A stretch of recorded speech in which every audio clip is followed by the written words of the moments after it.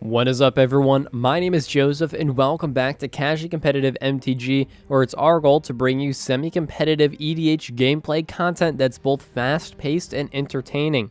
In today's video, we have another video from our stream over on twitch.tv. Check it out if you want to watch these games live, and we decided to edit it down to you for a gameplay video as well.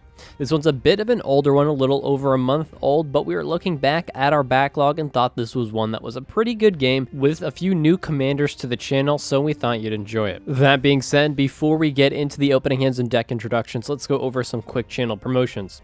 The first, if you want to rep some Casually Competitive merch, head on over to our merch store. Link is in the description. If you like what we do and you want to help support us financially to help improve the quality and quantity of these videos, there's a link to our Patreon in the description. We really do appreciate everyone who helps us out this way. So if this is something you're interested in and able to do, that is available as well. If you're going to be buying cards in the near future and want to help support the channel, click on the TCG link in the description. Any purchases you make after clicking that link will help the channel at no cost to you. And finally, if you want to get to know us a little better and join our community, there's a public Discord link in the description as well. Now with that all out of the way, let's get into the opening hands and deck introductions. Going first today is Nate L playing his Circu Dimir Lobotomist list. The goal of this list is to control the board using just general blue counter spells and control spells, all while assembling some type of combo involving either Circu Scepter and Dramatic Reversal in order to mill and exile everyone's library with Circu, or to win through a Demonic Consultation Thassa's Oracle line. Nate's opening hand contained a Cephalid Coliseum, a Mana Confluence, a Bojuka Bog, a Mana Crypt, a Dispel, a Talisman of Dominance, and a Yawgmoth's Will. Going next is Adam playing Baral, Chief of Compliance. The main focus of this deck is to control the board while utilizing Baral's ability to draw cards and loot through his library, all while looking for a combo involving either Dramatic Isochron to generate infinite mana and then mill his opponents out through a Blue Sun Zenith, or a High Tide into the Infinite to draw his own library and then to win through a combo with his library in his hand, either Thassa's Oracle or again the Dramatic Isochron. Adam's opening hand contained 3 islands, a Mana Crypt, a Dramatic Reversal, a Deep Analysis, and a Muddle the Mixture. Going third today is Bill playing Kykar Wind's Fury. This deck looks to utilize Kykar's ability in order to refund some of the mana spent to cast spells and eventually win through a Divergent Transformations line, which essentially allows him to turn 2 spirits into an Elsha of the Infinite and a Spell Seeker, which allows him to tutor up an Enlightened Tutor, which allows him to get a Sensei's Divining Top, which, with Kykar and Elsha on the battlefield, lets him draw his library. With his library in his hand, he has a variety of ways to win. Bill's opening hand contains a Polluted Delta, a Bloodstained Mire, a Gitaxian Probe, a Flusterstorm, a Ponder, a Mystic Remora, and a Sensei's Divining Top. And finally, going last is Joseph playing Brallin Curiosity Curiosity. Now, if you've been watching videos recently released on the channel, you've seen this deck quite a few times, and this probably will be the last time you see it in quite a while, but the goal of this deck is to play Brallin, enchant Brallin with a Curiosity type effect, and then move to the end step with 8 or more cards in hand, allowing you to discard to hand size, and off of each discard you will deal 1 damage to each opponent. Then you'll draw off of Curiosity, looping this 30 or 40 times until you deal enough damage to your opponents to win the game. In this list, there are discard outlets which help get there if you aren't able to put 8 cards in your hand. A little disclaimer here, this was played before we even made our first Ikoria or C20 video, so this Brallin and Shabraz deck was still very new at the time and relatively untested, so just keep that in mind. Joseph's opening hand contained a Plains, a Mountain, an Island, a Lotus Petal, a Pact of Negation, a Ponder, and a Merchant Scroll. Now with the opening hands and deck introductions out of the way, let's get into the gameplay. Nate starts off this game by drawing, playing a Mana Confluence as his land for turn, and then for 0 mana casting a Mana Crypt. He then taps this Mana Crypt to cast a Talisman of Dominance. With nothing left, he gives the turn to Adam. Adam draws, plays an island as his land, and then for 0 mana, also casts a Mana Crypt. He then taps his island and his crypt, floating 1 colorless to cast his commander, Baral, Chief of Compliance. With nothing left, he gives the turn to Bill. Bill draws, plays a Bloodstained Mire as his lane for turn, and immediately pays 1 life to crack it to shock in a Steam Vents, paying 2 more life to have it enter untapped. He then taps the Steam Vents for a blue to cast a Mystic Remora. With the Remora in play, he gives the turn to Joseph. Joseph draws, plays a Sea of Clouds as his land for turn, and not wanting to feed that fish, decides to just pass the turn to Nate. Nate untaps and in his upkeep wins his mana Crypt trigger, not taking any damage. He then draws, plays a Cephalid Coliseum as his land for turn, and agreeing with Joseph's play, decides to not feed the fish and just passes the turn to Adam. Adam untaps and in his upkeep loses his mana Crypt trigger, taking 3 damage. He then draws, plays an island, and also not wanting to give Bill any cards, just passes the turn to Bill. Bill untaps and in his upkeep pays 1 mana to keep Mystic Remora around. He then draws, plays a Scalding Tarn as his land for turn, and pays 1 life to crack it to search up a Hollowed Fountain to the battlefield, paying 2 life to have it enter untapped. He then taps for 1 blue mana to cast a Ponder. He looks at the top 3 cards of his library, decides he wants to shuffle, and he then draws 1 card. He then pays 2 life for the Phyrexian mana to cast a Gitaxian Probe targeting Joseph. In response, in an attempt to slow down Bill's draws, Nate taps for 4 mana to cast a Notion Thief. Notion Thief resolves and then Gitaxian Probe resolves. Bill looks at Joseph's hand and then Nate draws a card instead of Bill. With nothing left, Bill passes the turn to Joseph. Joseph untaps, draws, plays an island as his land for turn, looks at his hand, regrets not feeding the fish, and regretfully taps for 1 blue mana to cast a Ponder. Nate will draw a card off of the Notion Thief, but Joseph at least gets to rearrange the top few cards of his library to try to set up the next turn. He then plays a Lotus Petal for 0 mana, and then gives the turn to Nate.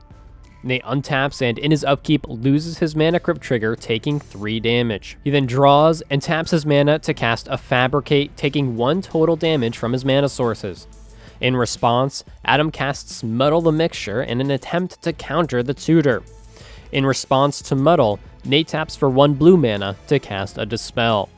The Dispel resolves, the Muddle the Mixture is countered, and Fabricate searches up an Isochron Scepter to Nate's hand. Now, none of the fish triggers were paid for these spells, however, Bill decided to not draw off of anything at this point because of the Notion Thief.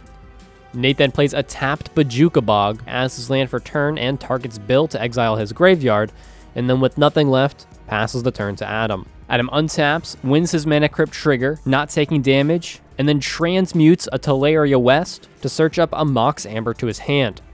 He then plays this Mox Amber and taps it to help cast an Arcane Signet. With nothing left, he gives the turn to Bill. Bill untaps and in his upkeep decides that it's probably not worth paying for the fish, and he lets it go to his graveyard.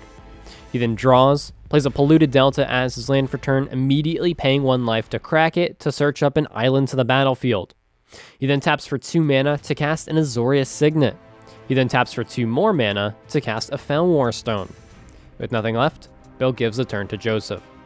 Joseph untaps, draws, plays a mountain as his land for turn, and then taps for 2 to cast a Felwar Stone. He then taps for 2 more mana to cast a Merchant Scroll, and when it resolves, he searches up a Force of Will to his hand. With nothing left, he gives the turn to Nate. Nate untaps and in his upkeep wins his mana Crypt trigger, not taking any damage. He then for 2 mana, liking Joseph's play, decides to cast his own Merchant Scroll, taking 1 damage from his mana sources, to search up a Pact of Negation to his hand. He then taps for 2 more mana to cast a Jace Vryn's Prodigy, taking another damage from his mana sources. With nothing left, Nate gives the turn to Adam. Adam untaps and in his upkeep wins his mana Crypt trigger, not taking any damage. He then plays an island as his land for turn, and wanting to hold up some blue mana, decides to give the turn to Bill. Bill untaps, draws, and then taps for 4 mana to cast his commander, Kykar Wind's Fury. With nothing left, he passes the turn to Joseph. Joseph untaps, draws, plays an Exotic Orchard as his land for turn, and then taps for 4 mana to cast his commander, Brallin Skyshark Rider. Brallin resolves, and Joseph gives the turn to Nate. Nate untaps and in his upkeep wins his mana Crypt trigger, not taking any damage. He then plays a Gaia Reach Sanitarium as his land for turn, and then taps for 2 mana to tap the Gaia Reach Sanitarium to activate it to make everybody draw a card, and then discard a card. However, with Notion Thief on the battlefield, Nate would take all of those draws, so in response to the Gaia Reach activation, Bill taps for 1 red mana to cast a Pyroblast targeting the Notion Thief. In response to the Pyroblast, Nate taps for 2 blue mana to cast a counter spell, really wanting that extra card draw. In response to the counter spell, Joseph exiles a Brainstorm from his hand and pays 1 life to cast a Force of Will, targeting the counterspell. In response to this Force of Will, Nate, for 0 mana, casts his Pact of Negation. Not wanting to be outdone and really just wanting to make some kind of impact on this game, Joseph, for 0 mana, casts his own Pact of Negation, targeting the counterspell. Joseph's Pact resolves, countering the counterspell, and then Nate's Pact of Negation resolves, countering the Force of Will. The Pyroblast then resolves, destroying Notion Thief, and then everybody draws a card and then discards 1 card. On discard, Brallin deals 1 damage to each of Joseph's opponents, and Brallin gets a 1/1 counter on him. Now, since the packs both resolved, both Joseph and Nate will have to pay pack triggers on their upkeep. With the stack now clear, Nate taps his Jace to activate it to draw a card, discard a card, and since he now has 7 or more cards in his graveyard, he flips Jace to get the Planeswalker version.